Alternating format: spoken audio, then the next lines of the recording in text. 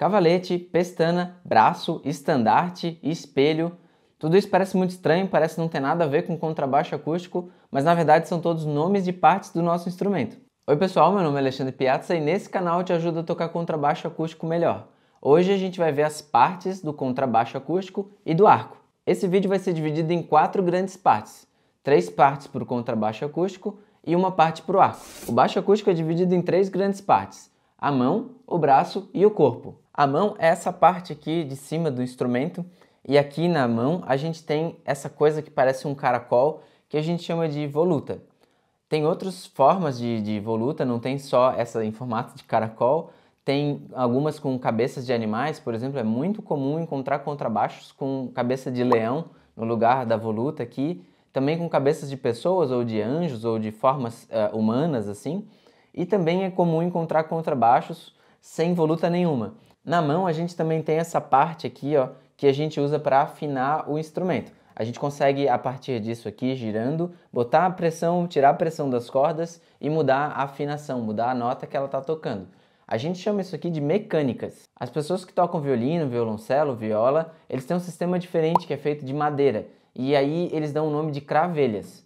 Tem também a galera que toca baixo elétrico, violão, guitarra, que tem um sistema muito parecido com o nosso, praticamente igual, mas eles não chamam de mecânicas, eles chamam de tarraxas. E por último, na mão, a gente tem essa parte que as cordas passam por cima, essa pequena parte de madeira, que as cordas passam por cima para ir para o corpo do instrumento. E isso aqui a gente chama de pestana. A próxima parte do instrumento se chama braço. E no braço, que é essa parte do meio aqui, a gente tem, é claro, o braço em si, e tem essa junção do braço com o corpo.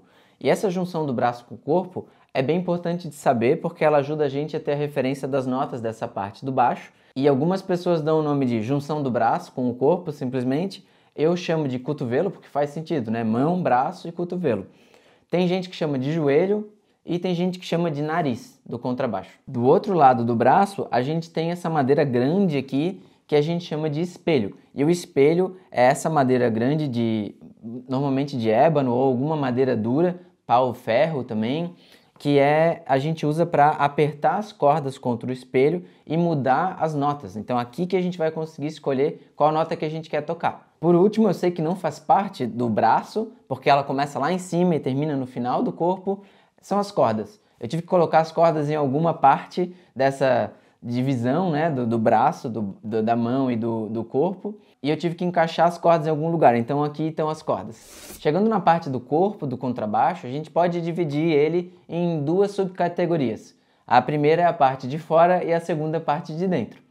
Na parte de fora, a gente tem essa madeira da frente que é super grande e é ela que vibra, ela ajuda o instrumento a soar. E a gente chama essa parte aqui de tampo. Do outro lado, a gente tem uma outra madeira que é super grande, que a gente chama de fundo do contrabaixo. Aí a gente tem essas madeiras do lado aqui, que ajudam a fechar a caixa acústica dele, que a gente chama de laterais. Tanto no tampo quanto no fundo, se você olhar de perto o teu instrumento, você vai ver uns risquinhos que vão pelas laterais dele, por toda a lateral do contrabaixo. Começa aqui, dá a volta toda e também no fundo. Começa por um lado e vai até o final. E esses risquinhos têm o nome de filetes. E os filetes ajudam a proteger tanto o tampo quanto o fundo do contrabaixo de pancadas. Se o teu contrabaixo toma alguma pancada, algum impacto, pode ser que a madeira rache e se não tivesse os filetes, ela iria rachar, vamos dizer assim, até o final ou uma grande rachadura.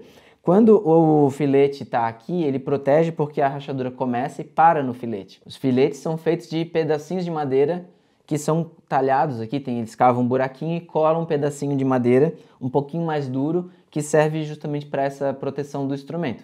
Alguns contrabaixos que são mais baratinhos, os contrabaixos mais em conta, eles não têm esse filete entalhado na madeira, colados aqui. Eles têm só uma pintura de filete para dar a impressão que tem o filete. E isso aí é ruim porque a função principal do filete é proteger o baixo, não a função estética, né? Mas continuando pelo tampo do instrumento, a gente tem agora esses buracos aqui que a gente chama de Fs do contrabaixo. Nem todo F do contrabaixo vai ter formato de F. Se você procurar, você vai ver vários contrabaixos com vários formatos diferentes. Mas todos eles têm a mesma função, que é a mesma função da boca do violão, aquele buraco que o violão tem, que é deixar o som sair. Sem os Fs, o contrabaixo ia ficar um pouco mais abafado. Em cima do tampo a gente também tem essa madeira aqui que a gente chama de cavalete. E o cavalete, ele tem a função de passar a vibração das cordas para o tampo. É muito importante saber que o cavalete não está colado no teu contrabaixo, não. Quem está segurando ele ali é a pressão das cordas. Então, se você tirar todas as cordas de uma vez, o teu cavalete vai cair. Isso vai te dar uma dor de cabeça gigante.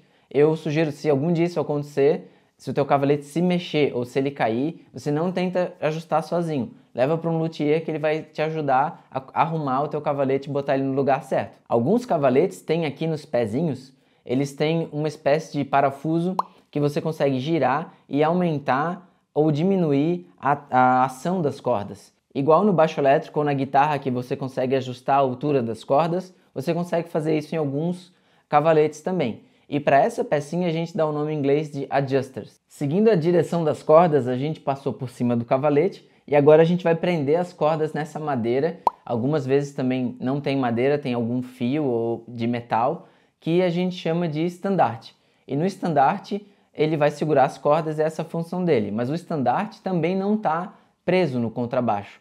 Tem uma cordinha que segura ele e amarra ele na outra parte que a gente vai chamar de rastilho. Essa cordinha se chama rastilho. E essa é a função dela, é amarrar o estandarte numa outra parte do contrabaixo que a gente chama de espigão.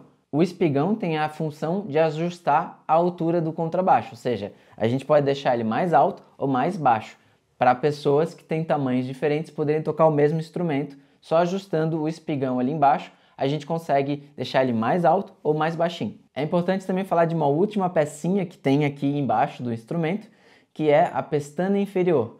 O rastilho, esse fiozinho que prende o estandarte no espigão, ele passa por cima de uma pecinha de madeira que é muito similar à pestana aqui de cima. E aí a gente chama ela de pestana inferior. Agora na parte de dentro do contrabaixo, a gente tem algumas peças que são bem importantes. 3 coisas são bem importantes da gente saber o nome.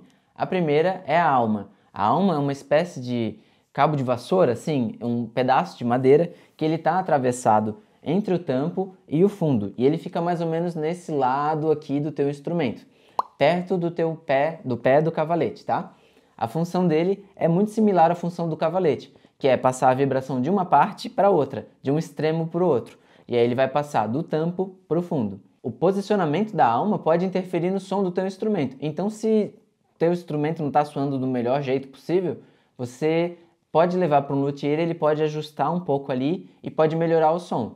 Não vai fazer milagre, mas pode sim melhorar bastante o som do teu instrumento. É bem importante lembrar também que, assim como o cavalete, a alma está solta, ela não está presa nem colada de nenhuma forma. O que segura ela é a pressão das cordas. Então, mais um motivo para você não soltar as cordas todas de uma vez só. Outra parte importante que está dentro do nosso contrabaixo está do outro lado, agora no outro pé do cavalete, que é a barra harmônica. Se você botar a mão dentro do buraco do F, ou se você for com o celular, você consegue ver tanto a alma quanto a barra harmônica. Acontece que a barra harmônica tem uma função muito similar à da alma, só que em vez de fazer a transmissão da vibração da parte da frente do contrabaixo para a parte de trás, ele pega essa vibração dos graves aqui e joga para toda a extensão do teu tampo. Ele começa aqui em cima quase e vai quase até o final. É uma grande madeira que passa essa vibração por toda a extensão do tampo. E a última parte, que eu acho interessante você saber o nome, se chama etiqueta, que é um papelzinho de madeira que tem umas informações importantes sobre o teu instrumento, que é quem fez e o ano que foi feito. Às vezes também vai conter essa informação do modelo do teu instrumento. Ali a etiqueta traz todas essas informações. Depois de ver as partes do contrabaixo, agora a gente vai ver as partes do arco. E o arco tem essa madeira grande aqui, que a gente pode chamar de haste, de vareta ou de vara. Essa parte pode ser feita de madeira, normalmente se usa pau-brasil, mas também de materiais que são sintéticos, como fibra de vidro ou fibra de carbono. E tem ainda uns arcos que são feitos de uma coisa que eles chamam de composite, que é uma mistura de pó de madeira com esses materiais artificiais, que dá flexibilidade e também deixa o arco muito resistente. O outro lado do arco é a crina. E a crina, o nome é autoexplicativo, né? São crinas, são partes dos pelos dos cavalos, né? Da crina dos cavalos, mas também de materiais sintéticos como o nylon. Essa parte branquinha aqui na ponta do arco ela tem um nome que se chama ponta. E a função dela é proteger a ponta de madeira do teu instrumento. Por isso que tu tens essa parte aqui, que pode ser feita tanto de osso ou de plástico. E a função dela é proteger. Do outro lado do arco, a gente tem essa parte que é a região do talão. E a região do talão, a gente vai começar por essa parte de madeira aqui, que se chama talão. O talão tem duas funções, né? Que é segurar a crina desse lado, porque o outro lado fica preso na ponta, e esse lado fica preso no talão. O talão também é a parte onde a gente encosta com a nossa mão, principalmente quem toca arco alemão. O talão pode ou não ter um desenho, uma bolinha, um quadradinho de madrepérola, que a gente chama nesse caso aqui de olho. Também no talão a gente tem essa parte aqui de metal, que é o anel. E o anel, essa parte de metal aqui, ajuda a segurar a crina no talão. Na parte de cima do talão, a gente tem essas duas coisas aqui. Nem todos os contrabaixos, nem todos os arcos de contrabaixo têm isso aqui, tá? A gente chama de fachaturas. A função dessas fachaturas aqui é proteger o arco, por isso tem algumas que são feitas de couro, como essa aqui, e também essa aqui que também protege o arco, mas ela tem uma função extra que é de botar peso aqui. Porque como esses metais podem ser feitos de fio de prata, fio de ouro ou outros metais, eles podem dar peso aqui e ajudar a balancear o arco. Por que alguns contrabaixos, arcos de contrabaixos não tem nem de metal e nem de couro? É porque às vezes o arco já está bem balanceado o suficiente, você não precisa botar o peso, e também porque a gente não segura na vareta, a gente segura aqui embaixo, né? Não tem contato com a madeira. Então, alguns contrabaixos, alguns arcos não vão ser necessários instalar esse tipo de coisa. E por último, aqui no talão, a gente tem essa parte de cima, que tanto no arco francês quanto no arco alemão tem a função de apertar e afrouxar a crina. A gente chama isso aqui de parafuso. E a gente chama de parafuso porque é literalmente um parafuso. Vou mostrar para vocês. Sem o parafuso, a gente solta o talão do resto do arco. Eu sugiro que você nunca faça isso, porque não tem necessidade de você fazer isso em casa. Quem vai fazer isso para você é o luthier quando você for trocar de crina. Você também pode, de repente, se você perceber que está muito difícil de apertar ou de afrouxar, ou está fazendo barulho, está fazendo uns ruidinhos, você pode levar para um luthier, ele pode passar grafite ou outro material que vai ajudar a apertar melhor e afrouxar melhor a crina. Saber o nome das partes do instrumento é muito importante, principalmente em duas situações. A primeira situação é quando você vai levar o teu instrumento para um luthier e ele fala que tem algum problema em alguma parte, você precisa saber qual é essa parte. Ou mesmo para você poder falar para o luthier o que você quer arrumar. Você pode falar para o luthier, olha, o meu cavalete não está legal, eu gostaria de subir a altura das cordas, né? Ou você pode falar, eu acho que está muito alto aqui, a gente tem que mexer na pestana. Qualquer coisa nesse sentido. Ele pode falar para você que tem um problema na alma, tem que ajustar a alma, e você não sabe o que é alma, você vai ficar confuso. Então, é legal saber os nomes das partes do instrumento nesse caso. E no outro caso, é quando você estiver fazendo aula com o teu professor e ele falar, por exemplo, que você tem que encostar o teu polegar no cotovelo do baixo, ou que você tem que tocar com o arco mais perto do espelho, ou mais longe do espelho, ou mais perto do cavalete, esse tipo de coisa. Ou que você tem que começar com o dedo aqui em cima na pestana.